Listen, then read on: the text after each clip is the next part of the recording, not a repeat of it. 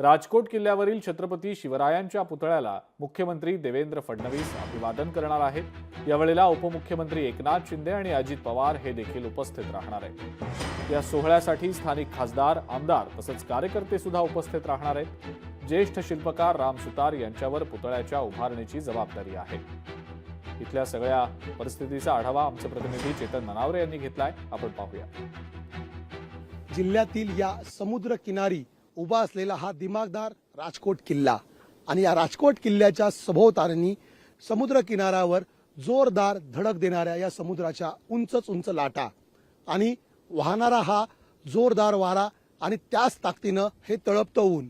मात्र या तळपत्या उन्हातही शत्रूच्या मनात धडकी भरवेल असा हा माझ्या पाठीमागे असलेला छत्रपती शिवरायांचा नंगी तलवार हाती घेतलेला भव्य दिव्य असा पुतळा।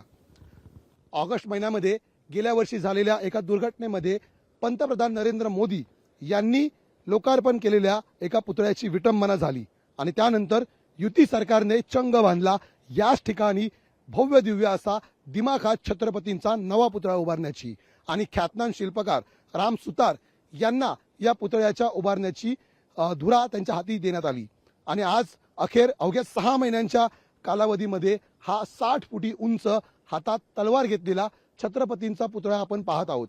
आज मुख्यमंत्री देवेंद्र फडणवीस, उपमुख्यमंत्री एकनाथ शिंदे, सार्वजनिक बांधकाम मंत्री शिवेंद्रराजे भोसले, सिंधुदुर्गचे पालकमंत्री नितेश राणे आणि भाजपचे कार्याध्यक्ष रवींद्र चव्हाण यांसहित अनेक दिग्गज व्यक्तींच्या या उपस्थितीमध्ये या पुतळ्याचं लोकार्पण होत आहे।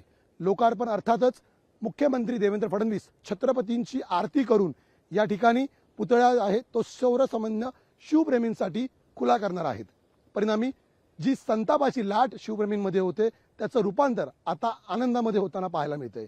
कॅमेरामन रोहित कांबळेसह मी चेतन ननावरे, सिंधुदुर्ग। महाराष्ट्राचे मुख्यमंत्री आदरणीय देवेंद्र फडणवीस साहेब स्वतः येत आहेत, त्यांच्याबरोबर उपमुख्यमंत्री एकनाथ शिंदेजी येत आहेत आणि आमचे PWD मंत्री शिवेंद्रराजे भोसलेजी आहेत आणि सगळे इथे येऊन महाराजांच्या पुतळ्याचं दर्शन घेणार आहेत, शिवआरती इथे करणार आहेत आणि ह्या पुतळ्याला परत एकदा लोकांना दर्शन घेण्यासाठी आजपासून आम्ही महाराष्ट्र सरकार म्हणून आम्ही लोकांसाठी उघडं करत आहोत।